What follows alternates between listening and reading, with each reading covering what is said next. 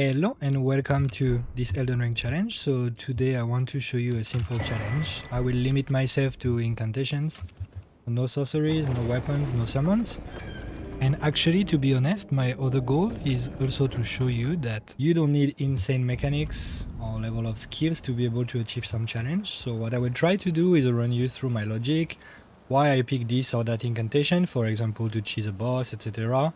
Or basically showing that, yeah, with the right tools, you can achieve such challenge in a kind of smooth way. So let's get into it. And first thing to do actually is I'm gonna remove this weapon and just play with the seal, because obviously we just said no weapons.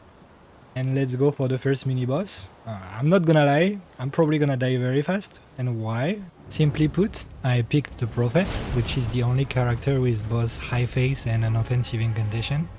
However, catch flame range is very short, so with poor dodging skills and having to hug the boss to do any damage, well, you can imagine where it's going, but that's exactly the point. Let's make up for that with good strategy and planning after this. But let's still try a bit. Let me try to approach, oh well, let's say A for effort and D minus for execution. Here we go, we get some flasks. The first thing we're gonna do is actually adjust this flask balance at the first site of grace, which is just here after this door.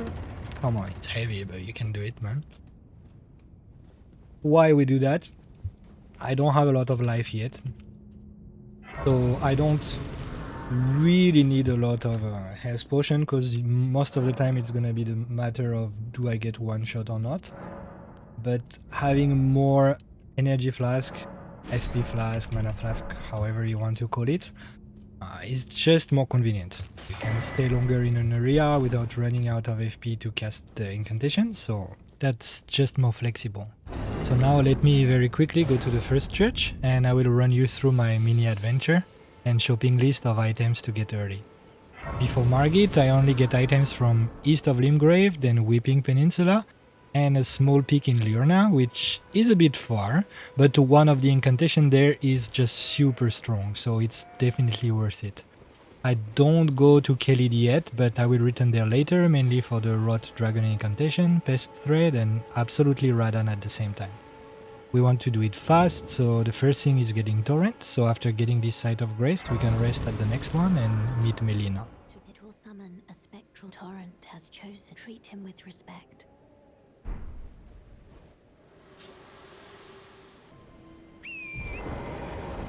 So now that we have Torrent, we go and get 2 golden seeds nearby, the first one under a tree, and the second one I just found out that this NPC, Kenneth, he basically offers one for fire massage, so well, I delivered. Thank you, Kenneth. Then we can go in the site that is just next to there, which is the third church of Marika, where we get the flask of wondrous physics and the sacred tear. Then we get 2 more tiers at the minor Erdtree just south of it. Continuing south, 1 more golden seed is in front of the Fort 8. But I also want to be honest and show you that it was not always smooth, so full transparency. I had a few very skilled moments like this one. Impressive, right? Then onto Weeping Peninsula. I get Poison Mist, which will be useful for cheesing a bit here or there later. There is also another golden seed, and now a very important incantation, the Flame of Frenzy. It is basically high damage, AoE, and quite good for stunning enemies, so I will use it often. The main downside being high madness build-up. Then further into Weeping Peninsula, I will absolutely get the Face Knot tier, which I'm sure you guessed it, raises face in wondrous physics. Then we get another tier, some defensive incantation for later, followed by again some sacred tears. And since it's not far from an Erdtree Avatar mini boss, I decided to fight it, especially because the tears it drops are pretty good early. And now let's come back to the live action. Okay, so now we are trying to fight the Weeping Peninsula Erdtree Avatar. let me use the Wondrous Physics. For now, the main bonus I care is not the stamina, it's the face bonus, but that's exactly why I'm fighting this tree too, because he will give me the regen one, and I want regeneration early. It's a very good quality of life when we don't have much life yet. So that spell does a lot of damage. The only problem I have is it's long to cast, and you cannot stop after you really engage the cast, so you need to be careful to not do it in a way that you're gonna get perma-stun like that. At least the few points I put in vigor before just saved me, I guess. That's the good news. So let's just try to see if we can down him enough. What I would like is to stun the tree, but it will really depend if I can get enough damage in time. I will just make it slightly easier. Well, it should be fine as long as there is not something weird happening with this other enemy. Okay, it's done, so that's great. Then we have the double cast and the fight finished really easily. Okay, so please give me the tier. Great, so now we have this tier. It's quite convenient as a kind of one-off shield, and this one for regen is great too. So now what we're gonna do is head to Liurnia for the last piece of the puzzle. So that is full north, and we are going to pass by the castle on the east side. Let me explain you along the way. It's a long walk, but it's actually quite uneventful if you don't stray out of the path. In short, we will go to the frenzied burst incantation north, and this is of course good damage, that incantation, but the amazing part is that its range is super long, so it's good in so many situations, and of course it's good in Margit situation. The tricky part is it's in an area that is covered by the Tower of Frenzy, so the way to reach the incantation is very specific. You will see when we get there, and I will explain in details. We don't stop everywhere on the way, otherwise it takes forever, but at least I went through the purified ruins because there is a face talisman there. It is hidden under some wood planks, but as you can see it's not super secret either. Then just next to it you have a teleporter that leads to the entrance of the academy, so it also saves some time. The next step is going through the Church of Bellum, which is the perfect location to start to enter the Frenzy Tower area from the best angle. So coming from this way, you arrive from the path I'm showing now. This is actually try number 2 because I just died to some frenzied rat just before. And if you look on the right towards the top around here, you can see it's the thing that looks like the Eye of Sauron is actually the madness generator kind of that few cultists are generating. So as long as you don't kill them, you can see every time you are in the line of sight of the tower, the madness grows actually very quickly, so it's very tricky, and that's what I like with this way. It's that you are basically very covered compared to the other way, so you can reach with this jump nearly to the tower immediately. Now from here I'm just playing it slow now because, as I said, I don't want to die stupidly like before. So I'm just taking my time to pull the rats and kill them one by one. And as soon as it's done, I will be able to climb on the top and deactivate the tower. So now I'm getting the last rat, and yeah, I'm ready to go down. Let's just heal and go down.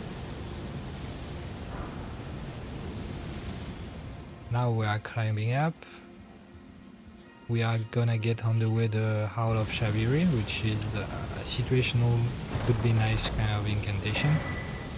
And after this we just go to the next floor and we can actually get our revenge, because maybe on this playthrough it's only 2 tries, but they have kind of traumatized me, these cultists, on few occasions.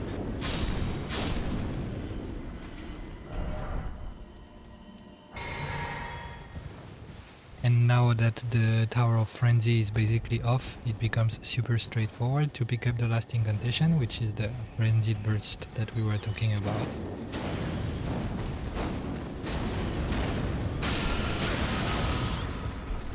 now we are basically set, so back to Storm Hill, not far from Stormvale Castle entrance. Just before fighting Margit, I wanted to gain few levels to be safe, so let me showcase this stop at War Master's Shack.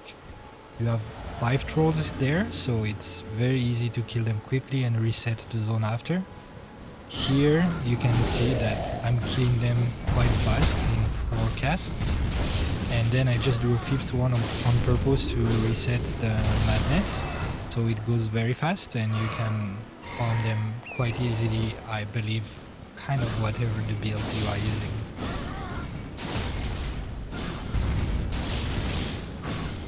And finally here we are. So now the preparation is done. We have plenty of sacred tears and golden seeds, so we are good on flasks. We have the tears we want for the flask of wondrous physics too, all the incantations we want, and just enough levels to be slightly less squishy and a bit more face as well. So we're just heading to the boss now anytime soon. We just have like a few more meters. This part is not that tricky. I think the main point is just avoiding the heavy arrows. But apart from that, I mean, yeah, just extremely straightforward. So let's just as well combat these few soldiers. So you will see the frenzied burst. It's quite nice. Of course, there is also some casting time, so it's important to keep the distance. But let's see with the one very far. Yeah, the range and speed of cast is very, very decent. So now let's do the very last preparations and then let's go and fight Margit.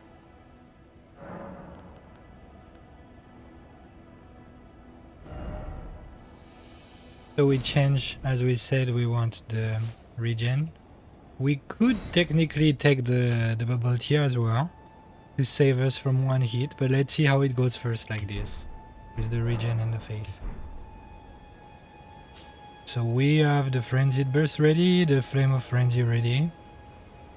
Yeah, let's just see how it goes.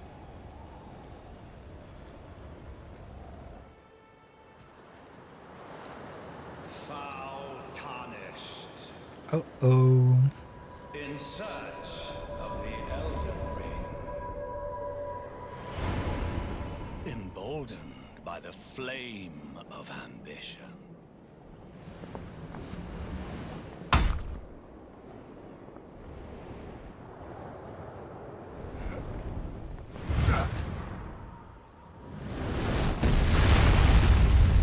Here we go.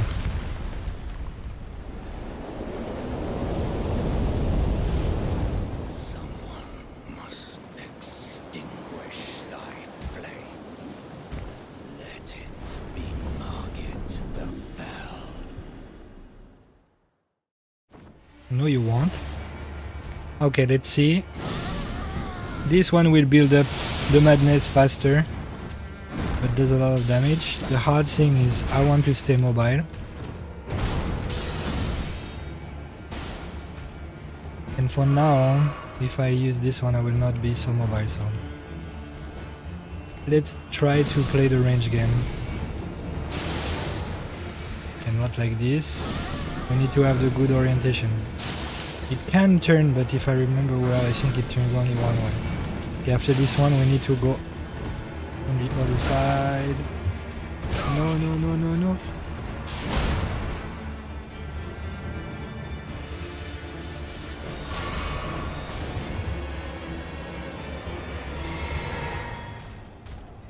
Okay, I wanted to use it later, but let's use it now, the potion. Okay. Is it hitting? Yeah. Oh, the range is insane. We can probably just cross the arena over and over again. Okay, let's... No, that's not nice. Not supposed to hit me. Come on.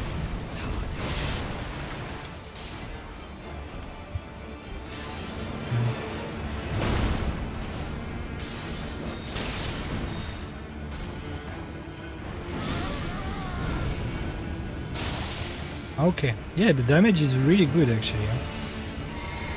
I just need to get hit a little bit less.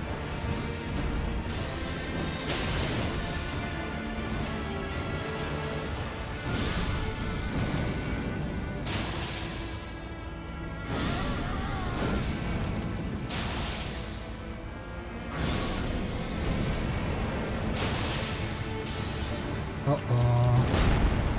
Wow, at least I dodged that.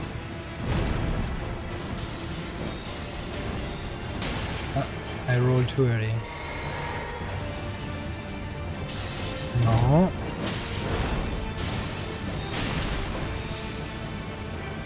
Let's go to the end.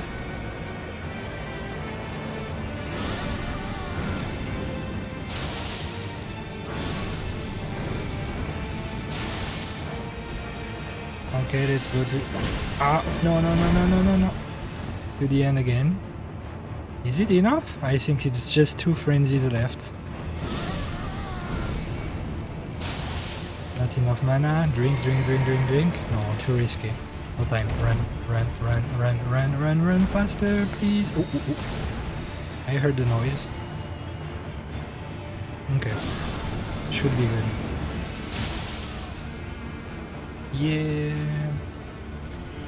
Yeah. Sorry, your arms are too short.